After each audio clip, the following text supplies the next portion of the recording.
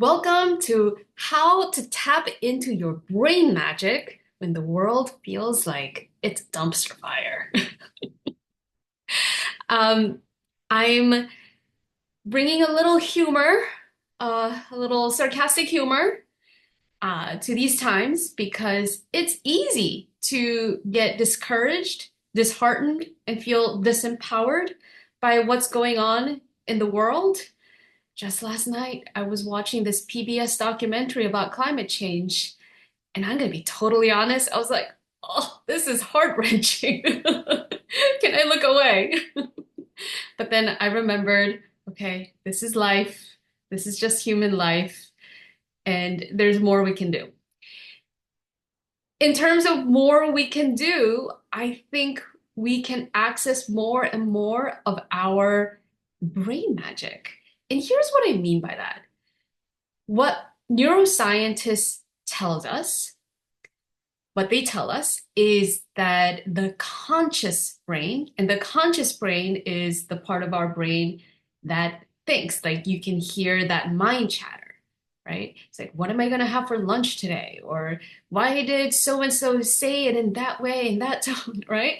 The brain chatter we hear, that is an aspect of our conscious minds, our conscious brains. And according to scientists, the conscious brain can hold up, can manage up to five, from 5 to 9 disparate thoughts at a time. So think 7 ± 2, right? 7 ± 2 bits of information at any given time. And that's why when we are bombarded by information, we feel exhausted. We feel like, huh, what? Distracted. And while at the same time, our unconscious minds, our unconscious brains can process millions bits of information per second. It really is nature's most advanced, most intelligent, most complex supercomputer ever. And if you are totally new to me, I want to give you a little context about who I am, what I do, and why I'm teaching this webinar, this workshop, interactive workshop today. My name is Jamie Lee. I'm a coach and I'm also a hypnotist. That's a new thing. I started more than a decade ago with the intention of helping women get bolder, braver, and better paid. And at first, I thought we just need to know the how. We need to know the action plan, the steps, the scripts. And if we know the how, we'll be able to improve our outcomes. I was very young, naive, and bright-eyed and bushy-tailed. And then I realized the more and more I share the tips, the more and more I share the how, it wasn't always lack of knowledge that led to people not taking action or not getting the result they want. I realized it was a lot more complex than that. Women had to um, first become aware of what they were thinking and feeling, which isn't always obvious to us. Sometimes we're not even conscious of what we are feeling and how we are thinking about things because our unconscious mind is doing that in the background, right? And so I realized, okay, let me gain some coaching tools that are based on thought work so we can really help people make change from the inside out. And that's great. And I've been doing that for more than about a decade, right? But then I realized even then, there are these obstacles. First, the world, being what it is, chaotic, biased, flawed. There's still so much unconscious bias. There's so much structural biases in the workplace, especially for women. So, it's not just that we're not doing enough or that we don't know enough or that we don't have confidence in ourselves. And that's not the case, right? But also, there are aspects of our behavior that we have more agency over than we realize. And I realized more and more I studied and helped people, I wanted to help people at the level beneath their conscious awareness so that they can take action, so that they can do the things they know they can do, but somehow their nervous system freezes up or they just unconsciously sabotage or withdraw or hide from that action. And that's why I kept learning more and more, a wider range of tools. And I started learning about conversational hypnosis. In other words, you don't even have to close your eyes, right? And it's never against the will of somebody who is my client. It's always like with their permission, with their full acknowledgement, and with their consent. Okay, here's the change you want to make. Let's let's take use of how your unconscious mind files information to help you get closer to making the change you want. Yeah.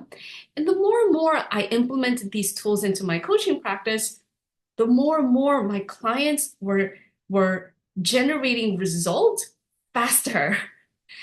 Um, and I have had clients who, who just use these tools and they use them to and the reason why I say that is because I also teach them how to implement these tools on their own in between sessions. And they tell me they find these tools so effective and helpful at improving their leadership confidence, improving their negotiation confidence. I just coached a client who's a lawyer and helped her negotiate a $60,000 pay increase. I helped another client who made a transition from working in academia into private sector, and she ended up with more money in her savings account than she ever had, because she was implementing these tools as well. So I just said, I'm just going to come out and tell people, yeah, I'm learning these tools from hypnosis, and I find these tools work so well and so fast. I decided to go learn more. So I am finishing up an advanced certification in hypnosis. So now I'm learning even wider range of tools that help people change their habits. Stop biting your nails, stop eating sugar, stop feeling anxious when your ex-husband calls you, all those things. And I'm just having a lot of fun. And today I wanted to share some of these very quick and simple but transformative tools because we need, especially women, people of color, people who are neurodivergent, all of those things. I'm an immigrant in the United States. Like we need all the tools. We need all the emotional first aid or cognitive tools so that we can feel more self-empowered, right? We can reclaim our sovereignty within the scope of our own lives, within the scope of our own professions. So that was my preamble.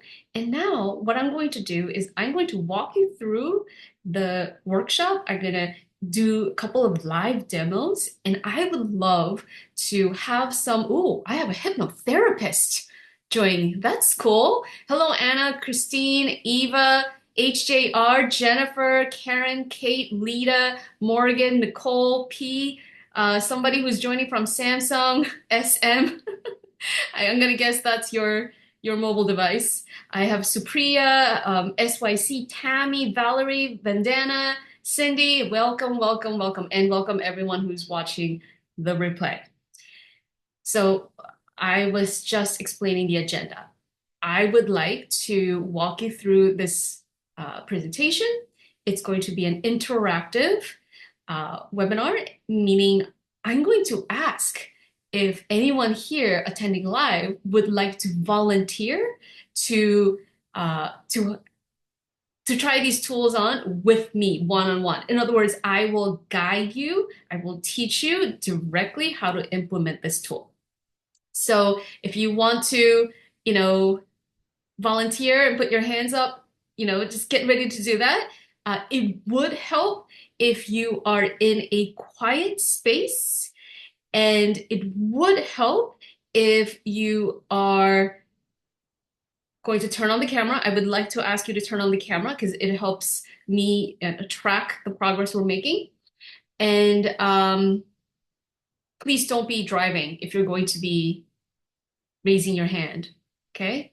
Don't be driving and don't be walking because it makes me very nervous and nauseous. And also we're tapping into brain magic. So you want to be in a place where you can be comfortable, safe, and stationary.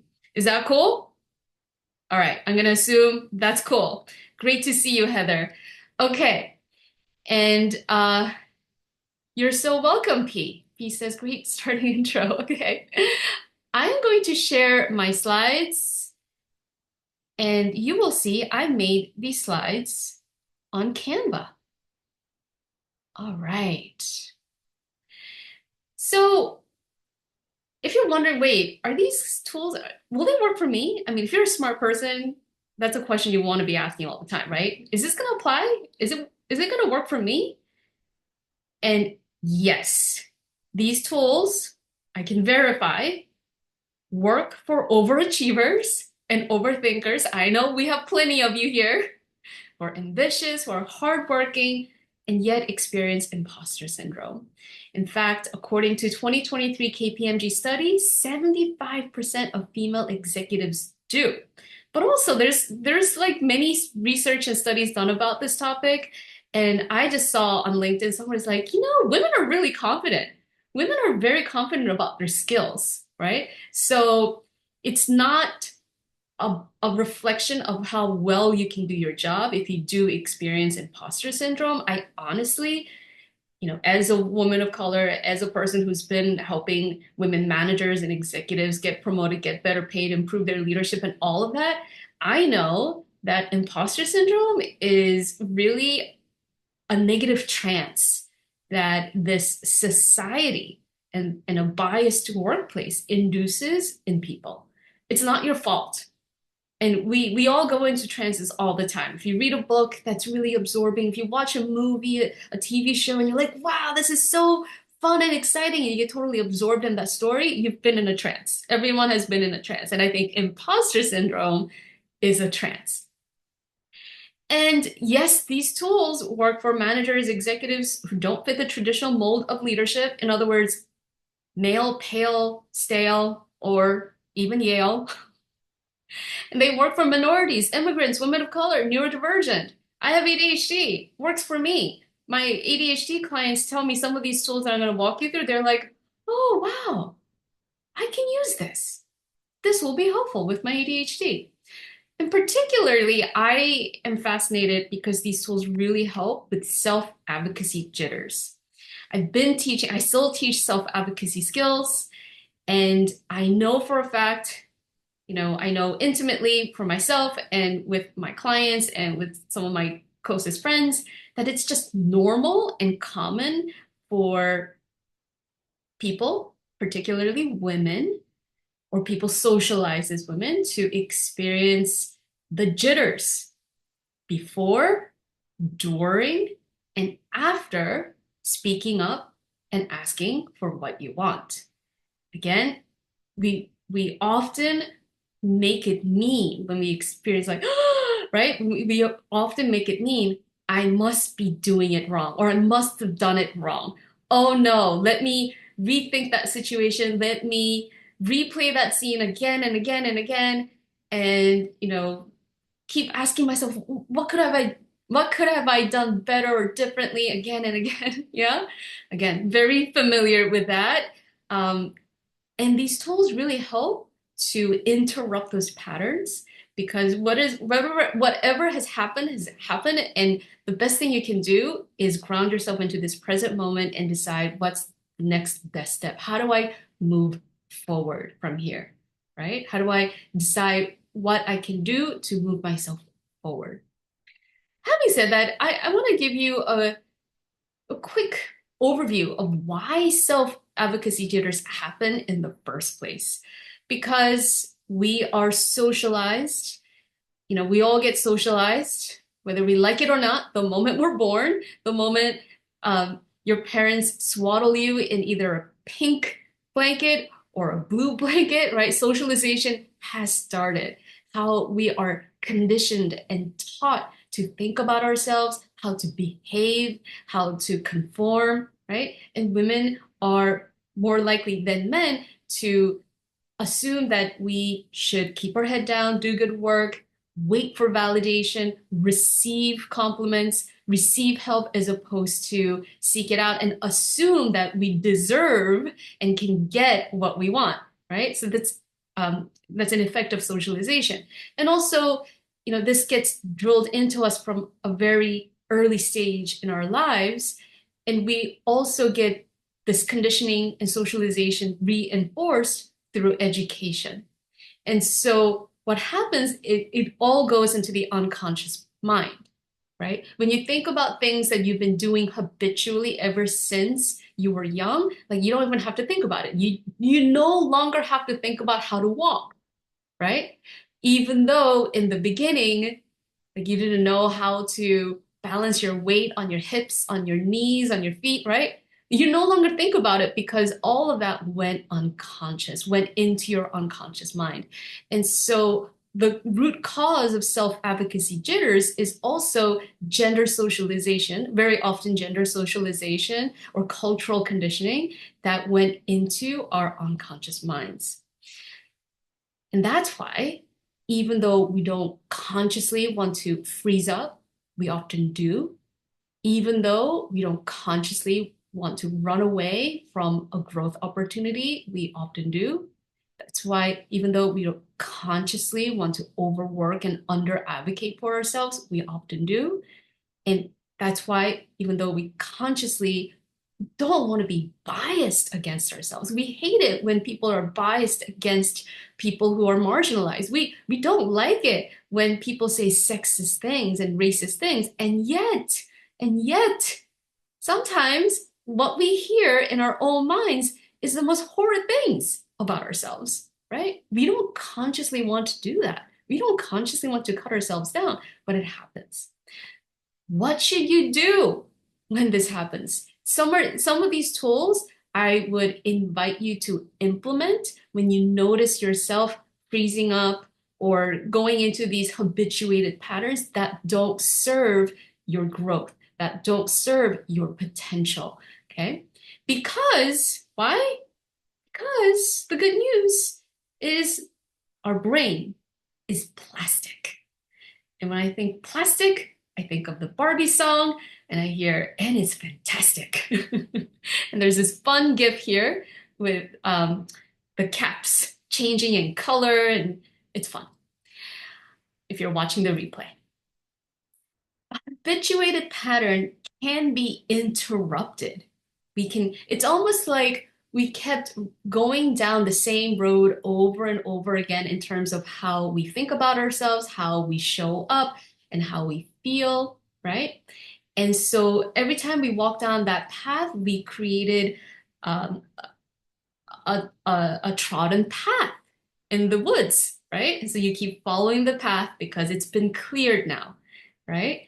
But you can always veer off from the path and start cutting down the wood, clearing the way for a new path. This is a metaphor, of course, for your brain's plasticity. Up until a few decades ago, neuroscientists believed that the brain's plasticity, its ability to create new neural pathways, stopped pretty early in adulthood. But latest research now tells us that neural connections, neural pathways are formed and reformed well into our adulthood, even into much later, even when we are in our 60s and 70s, as long as we intentionally create opportunities for us to have new experiences, to learn new things, and to be curious, right?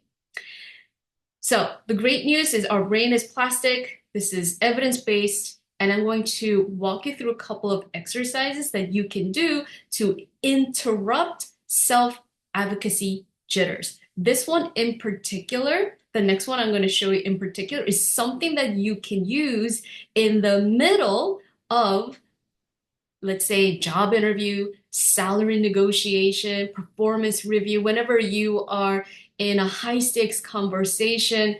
Maybe it's beyond your career. You're having conversation with somebody. I just coached somebody who felt that whenever she had a divergent opinion with her from her boss, she felt that that was a confrontation. I said, well, maybe it's just you have a different perspective. But here's something that you can do. Okay. So I'd like to see if there is a demo subject who wants to volunteer. Okay. We're going to do this. Is there a demo subject who wants to volunteer? I'm going to stop sharing for a moment and see if anyone raises their hand. If not, if no one raises their hand for this one, okay, Eva, excellent. All right, I'm going to bring you on as a panelist.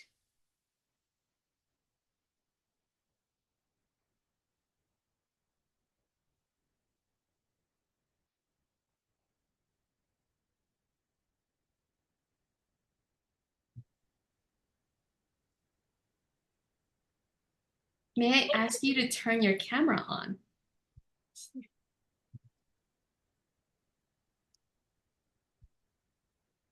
Hi, Eva. Hey, hi Jamie. How are you doing? I'm doing great. It's good to see you. To see you too. Yeah. Okay. So, Eva, Yep. okay. When was the last time you had a high stakes conversation, whether it was at work or outside of work? Probably 2 months ago. Okay, 2 months ago, and you don't have to go into detail, but I just asked that you imagine that you're back in that situation and notice where the other side, the counterpart, was, whether they were on a computer screen like I am, or whether it was in person.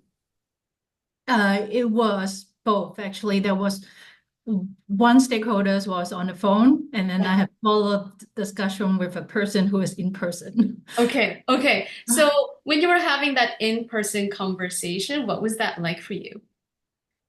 It was quite nerve-breaking, to be honest. Okay, so Yeah. I invite you.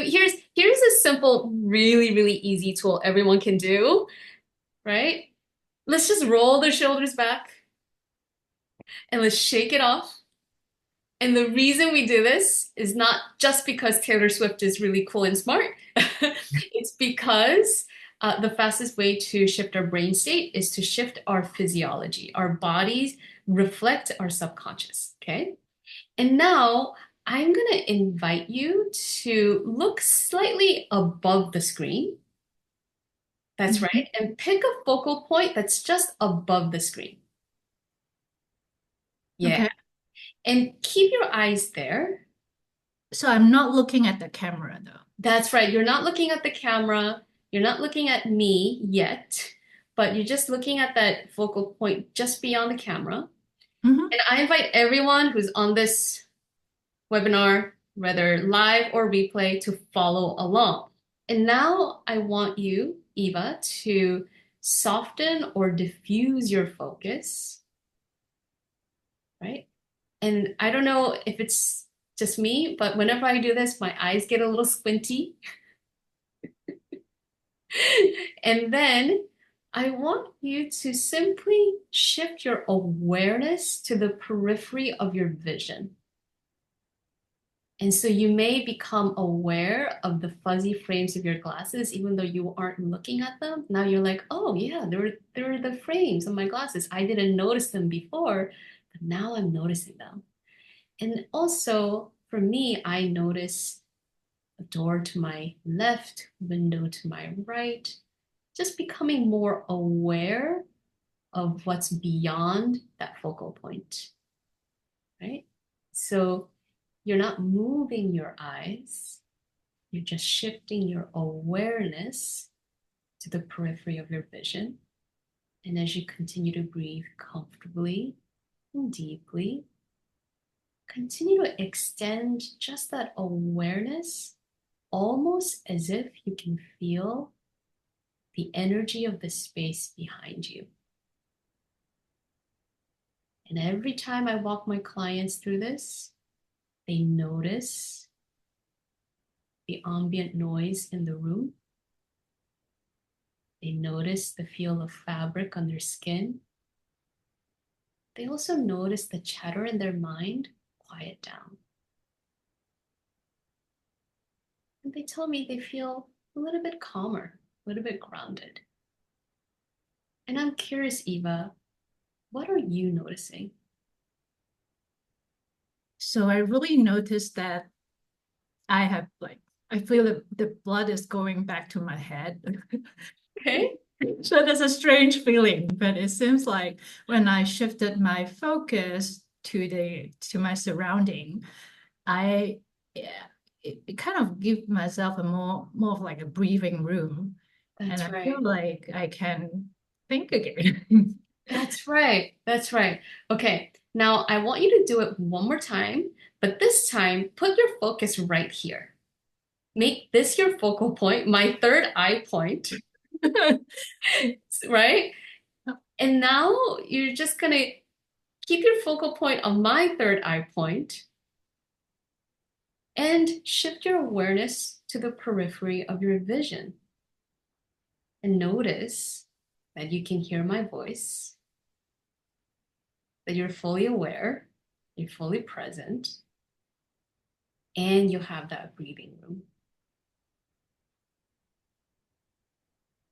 What was it like for you this time? It's a little bit harder. Mm, Yeah, but I can still do it. But I can yeah. probably have 80%. So what Okay. I had for the first time. But Yeah. I think it kind of works as long as I'm not like looking at your eyes or things like Yeah. that, I'm focusing Yeah. on something else. I think yeah, it has similar effects. Yes. Amazing. Thank you so much, Eva, for volunteering for this demo. You were wonderful. And I'm going to put you back to panelist. I mean, attendee. Okay. Thank you.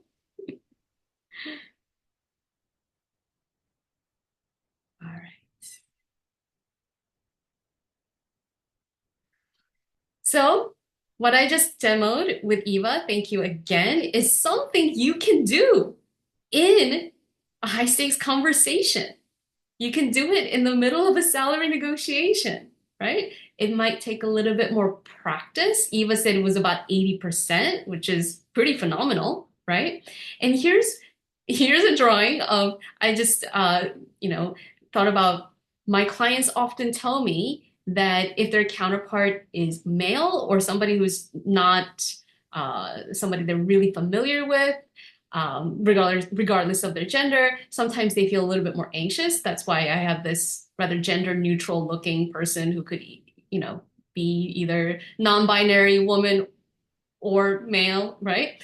And just imagine that if you're having a conversation with this person, and if you feel a little nervous or that anxiety rise up, put your focal point on the third eye spot of this person and then shift just your awareness, right? And I noticed when Eva did it with me, I noticed her shoulders go down just a little bit because it activated her parasympathetic nervous system, which is something from the polyvagal theory, which is, saying that there are different nervous systems within you, and parasympathetic nervous system is the one that's associated with rest and digest. And my mentor who taught me this calls it shift out and shut up method because you shift your awareness out and you shut down the itty bitty shitty committee, which is my pet name for the internalized oppression of self-doubt. And I have noticed that every time I practice it and my clients practice it, we become more grounded, more present in the conversation.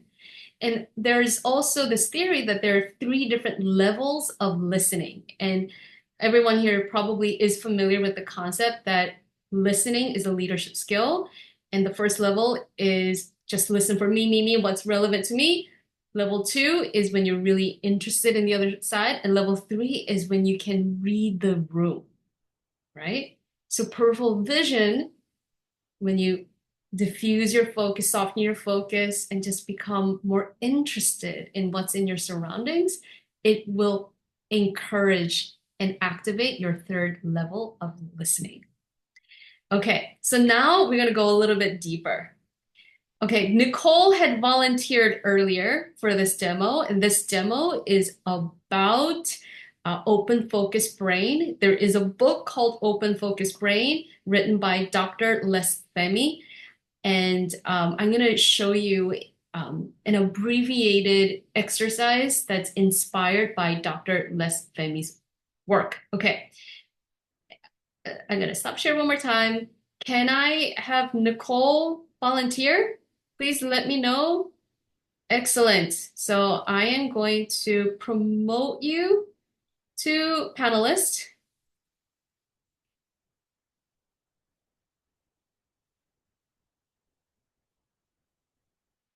I believe Nicole and I did Yeah. coach training years and years ago. Cool.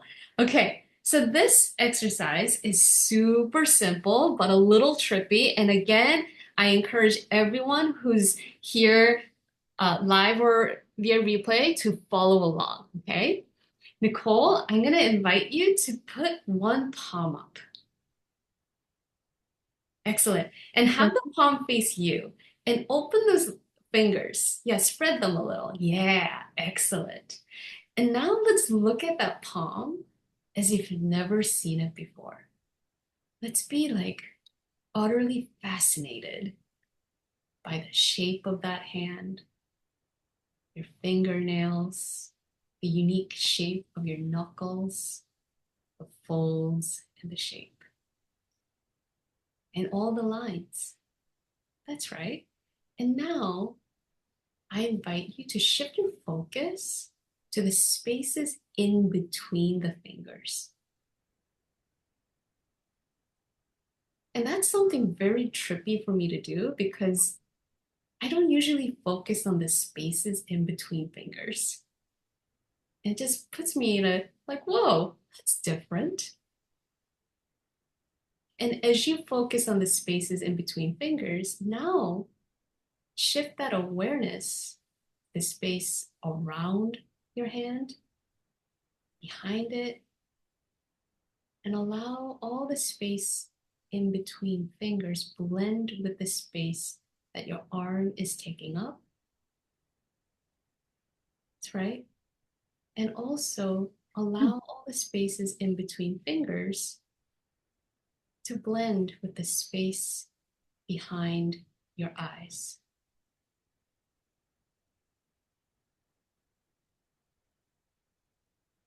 And also become aware of what that's like and what happens when that space blends with the space behind at the back of your head.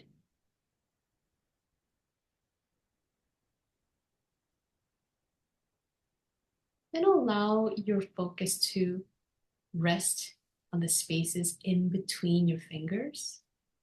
And as you do that, I invite you to close your eyes. That's right.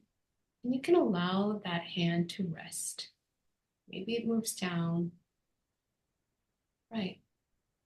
And as you do, now become aware of the space within your nostrils, the space within your mouth, and the space within your throat, the space within your ears, as well as the space between your ears.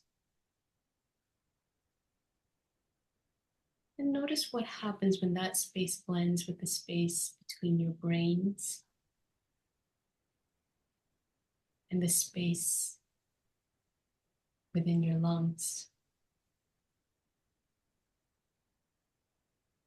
And allow that space to blend the space within your body. Now allow that awareness to shift to the space all around your body.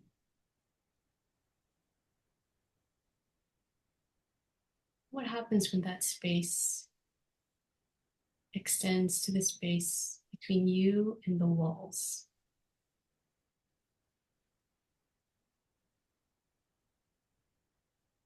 Now I'm curious, Nicole, when you bring your presence and your focus back to this moment, what do you notice that was like? Well, I'm having a very hard time like calming down and focusing today. Like I've got like this rev going on, like constant thoughts and distractions. So I will confess that it was hard, really hard to focus, but I really was fascinated. I had to move my hand also away from like backgrounds like the computer. Hmm. It like nice Okay. black and white. And that was really helpful. And looking between the fingers was very curious because I started to see a vibration, especially said when you said to look from behind your eyes. So it was like vibrating between almost like the lines and a warmth. And that sort of echoed as you talked about the different parts, the lungs, or Hmm. the almost like an interaction between the walls and me, like Hmm. a kind of reddish, but not bad, like a positive reddish glow, like a hazy glow vibrating between the walls and me and sort of the hand. So it was really kind of a fuzzy experience, warm and fuzzy. Like Hmm. not warm and fuzzy in my heart, like physically a little bit like a vibe. Hmm. Okay, so it was a felt sense. And Yeah. yeah, okay. Holly says, first time for me I've ever been able to totally relax. Interesting. Okay. Yeah, thank you so much for your feedback and for volunteering. I really appreciate that. Okay. I am going to put you back. Let's go to. So here's the scientific basis for what we did. When we are sort of lost in our thoughts, there is high frequency beta waves in our brain waves, right? And that you can see that at the bottom of this screenshot here that I got from Wikipedia. And then biofeedback research has shown that this expanded awareness, it was like a guided meditation, right? In fact, Dr. Les Femi, who wrote Open Focus Brain, he has had some Zen Buddhist training. And he noticed that when you do this sort of exercise, this mental shifting of the attention exercise, you go into alpha brainwaves. And according to science, there's also a thing called synchronous alpha, which is associated with relaxed wakefulness and creativity, improved emotional regulation. And I think all of that contributes to executive presence. So, what we just did is something very, very simple. I've done this as soon as I learned it. I loved it so much. I practice it as I'm walking. And I think about, oh, what's the space within me? What's the space between my fingers and my hands and my arms, within my lungs, space between me and the other person, space between me and the tree just I just walked by. So it's something that you can implement as a brain training tool, and you can do it sitting down or even walking like I do. All right. So here's a really fun exercise. This is one of my favorite. And I would like to see if I can have a demo subject who's experiencing a bit of anxiety, or they can easily recall something they're anxious about. And on this slide, what you're seeing is uh, a screenshot of one of my clients' what is this? Fitness tracker, right? So she did this exercise with me in person in June. And then after she's like, take a look at this. My fitness tracker was keeping track of my heart rate right before we did the exercise. And then right after it, or in the middle of it, my anxiety dropped and my heart rate dropped, right? And we talked about brain waves, and now we're talking about heart rate. And in fact, when you have heart brain coherence, when your heart rate as well as your brain wave is more or less synchronous with each other, that's something that makes you very calm, but also influential. According to science, when you have higher heart brain coherence, you're more likely to entrain the brain waves of people around you. You're more likely to have an impact, a felt impact on others around you. People can sense it even if they can't quite articulate it because it's all unconscious. And I think that's just magic, right? So I'm gonna stop the share one more time. And who here can kind of, think of something that's a little anxiety producing, just a little bit, not something so traumatic, but like, yeah, I could easily ratchet up, my anxiety if I absolutely had to. Can I get a volunteer or anyone who wants to try this with me? All right. Eva volunteered again. So, all right, I'm going to promote you to panelist.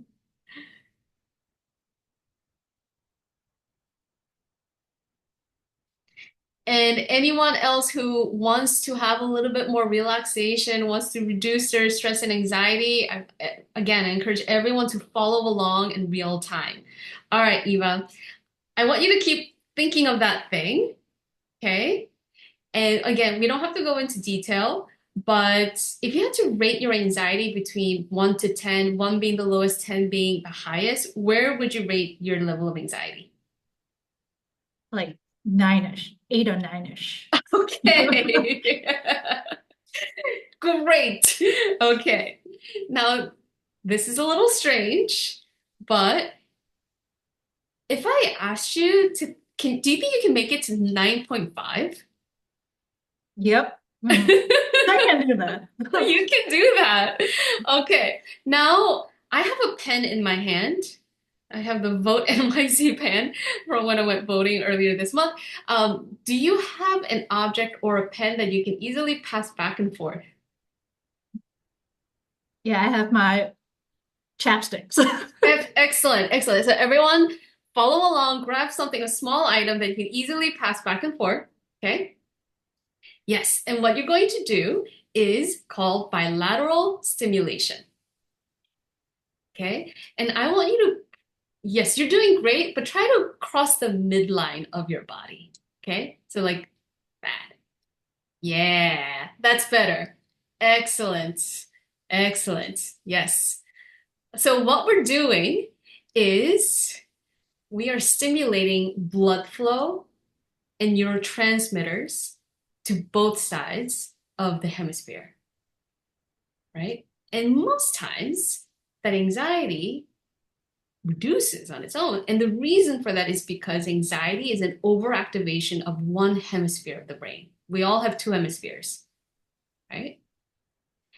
And so we're introducing blood flow, neurotransmitter, right? More activity to both sides, to the right brain, the left brain, the right brain, the left brain. That's what we're doing. That's right. That's right. Okay. So let's just check in. We've been doing it for maybe about a minute. So let's just pause and I'm going to ask you to check in with yourself. Where's that anxiety now? If you had to rate it. Probably around, I think, like 7 or 8-ish. Okay, Uh, 7 or 8. I guess because I'm focusing on this like activities. Yeah, yeah. I'm not What is like that? thinking about it again. Uh-huh, Mm, uh-huh. Right, okay. So let's see what happens if we just keep going for a little bit longer, right? We mm, just keep going for a little bit longer. And this is something that has been proven to help with social anxiety. I heard, veterans have used this, like PTSD, right? And so let's see what happens if we just introduce more blood flow, more impulses to the right brain, the left brain, the right brain, the left brain, the right brain, the left brain. Yeah, let's see what happens. Right? So let's just pause and let's check in one more time. Where are you now? I think probably around 7-ish. Yeah. Okay, But because I'm like, it's pretty hilarious. This right, right. so I'm But like you know what, laughing what myself. I'm also hearing is that you can ratchet up your anxiety just by thinking about it, right? Right. You Yeah. have a pretty powerful mind. It's like diverting my attention to physical activities. Uh-huh, uh-huh. Yeah, yeah. Okay, cool. And even at a just slightly reduced anxiety level, do you think you're at a place where you can have one idea about how to move forward, even if it's just like one tiny next step? Hmm. I Okay. I do think so. Yeah. Yeah. Yeah. You And probably knew all along. not really, not really. But Oh, it's okay. quite new to me because I find like the activity quite hilarious. So Yeah. I was like laughing myself. So perhaps I think that kind of helps too. I Okay. mean, besides the So, blood flow. yeah. So, what I'm Mhm. hearing is that you have a new insight you didn't have before Mhm. after releasing some endorphins through laughter. Yeah, it feels like I'm not as focused on my anxiety that much. Hmm. Yeah, Right. because when I always think about it's when I always think about that thing, sometimes it's like a downward spiral. Right. So we're exactly, this is a pattern interrupt. We're Mhm. interrupting the spiral. So you'd be like, let's release some endorphins, some neurotransmitters, some blood flow impulses, and be like, oh, we have one idea. Yeah, Okay, I think that helps. great. Awesome. Thank you so much. Of All course. right, cool. So let's go back to this. All right. And just to recap, neurophysiology research indicates that anxiety is associated with overactivation of one hemisphere of the brain. So the bilateral stimulation, right, stimulates blood flow and neurotransmitters to both sides of the brain. Okay, cool. We have 10 minutes, and I'm going to walk everyone through this really fun, trippy hypnotic trance. This is something that I learned through hypnosis training. And then we're all going to do a very brief mental rehearsal.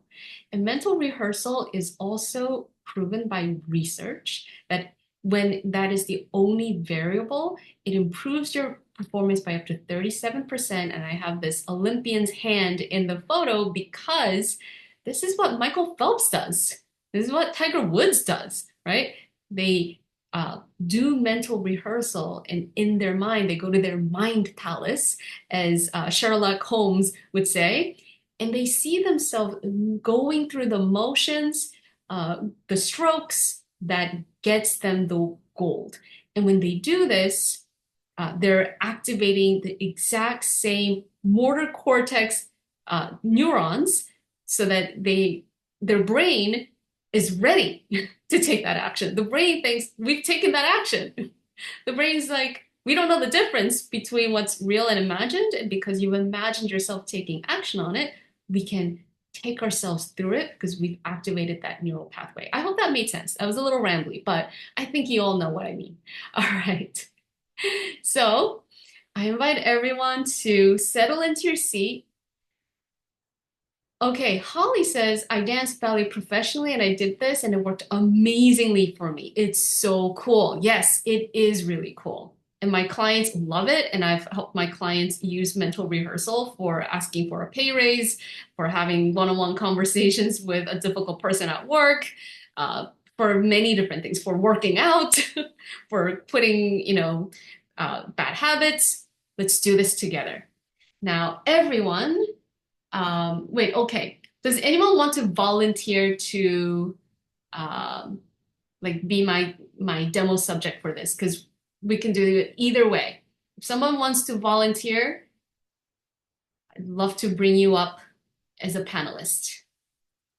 Going once, going twice. All right, we'll do without. Everyone just follow along, okay? No problem. I invite you to shimmy those shoulders. Make yourself comfortable in your seat. Have your feet flat on the ground. So if you really relax, you don't fall off your seat. Now I invite everyone to put their palms up. And this time, lay them open like this, flat on your lap, kind of like a meditative pose. Yeah? And now let's take a deep breath in and then exhale twice as long. Let's take another deep breath in and exhaling twice as long. And if you feel comfortable, I invite you to close your eyes or soften your gaze, soften and diffuse your gaze. I'll do that. And now simply bring all of your attention without looking, all of your attention and focus to your right open palm. And you're just going to notice what's there. Is it a little tingly? Is there some aliveness? Maybe there's some sensation. And now bring all of your attention and focus to the inside of your right elbow. And again, there's nothing for you to do. Just notice, just observe. Now bring that attention to your right shoulder, to your left shoulder, to the inside of your left elbow, to your left palm. Now bring your attention to the space in between the palms. Notice what that's like. Notice what the space between your right palm and your right elbow, what's that like? Just notice it. And the space between your right elbow and your right shoulder, all that space between the two shoulders and everything within it. And the space between your left shoulder and your left elbow, space between your left elbow and left palm. And again, all that space between those two palms. The space between your right palm and your right shoulder. Space between your two shoulders. Space between your left shoulder and your left palm. And in this slightly relaxed state, I invite you to imagine a movie screen in your mind's eye. And on that movie screen, see you, the future you, taking action in the way you want to take action. And feeling the way you want to be feeling. And maybe you're seeing the things you want to be seeing or hearing what you want to be hearing. Maybe there is even a sensation, a smell, a taste. In that movie screen, see yourself being the change that you want to be. And if that movie is satisfying for you, now imagine yourself floating right into that movie screen so you can embody all of the resources, the knowing that allowed you to be that change. And in a moment, but not yet, I'll be asking you to come back to this present moment, that you'll be able to bring with you the resources, conscious and unconscious resources that make this change possible. So whenever you're ready, you might feel yourself wanting to wiggle your toes and your fingers, maybe take a big stretch, and you can open your eyes. Okay, what was that like for you? What did you see? Let me know in the chat.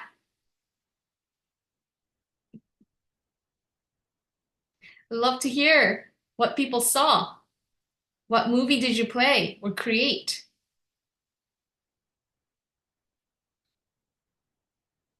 And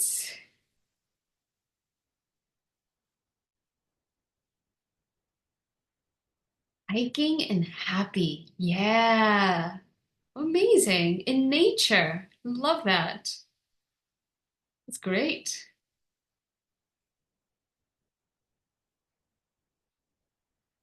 And also, now that you've envisioned yourself doing something you love and feeling good, ask yourself, what's the one smallest next step that you can take so that you can make that a reality? All right. So you might be asking yourself, what can I do to improve my neuroplasticity, my confidence, even if the news is horrible? Okay, first of all, this is, personal uh, confession. I just stopped reading the news. That helps. Yeah. Okay. Um, Jennifer says, wonderful exercise. I saw myself bringing in more consistent clients and traveling more. Nice. Yes. Holly, I envision myself helping homeless women and making them feel seen. Wow. Great. Love it. Amazing. So here are some exercises, everyday things that can help you improve your brain function as well as your confidence.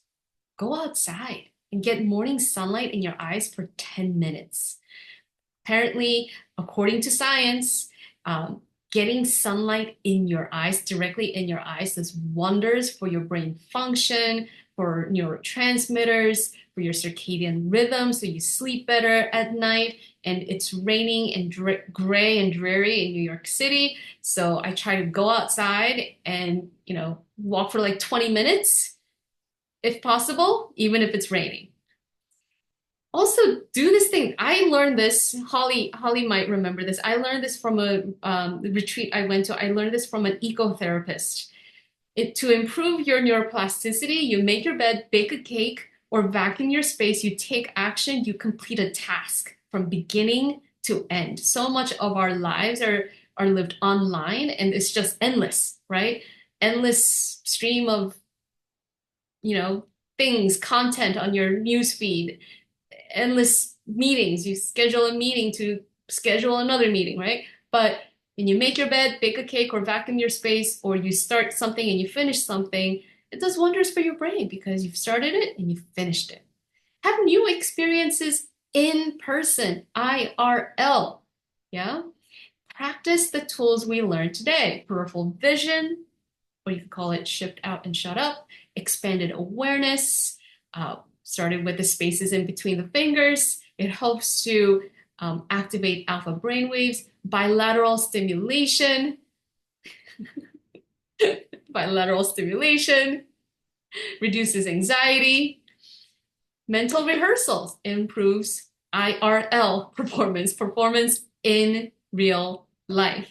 Even if you start by imagining, it starts to create neural pathways. And when you imagine something, now you have the will and the motivation, and you take action, and you're more likely to make it happen, whether it is hiking and being happy, bringing in more consistent clients and traveling more, or helping the homeless and making them feel seen. If you want more tips, come to my website.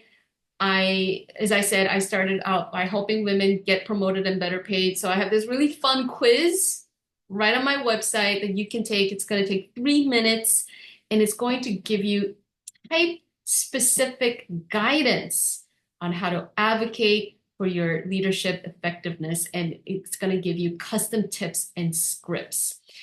You're so welcome, Holly. And I invite everyone to connect with me on LinkedIn as well. Here's my LinkedIn profile. Heather, I'm really glad you enjoyed it.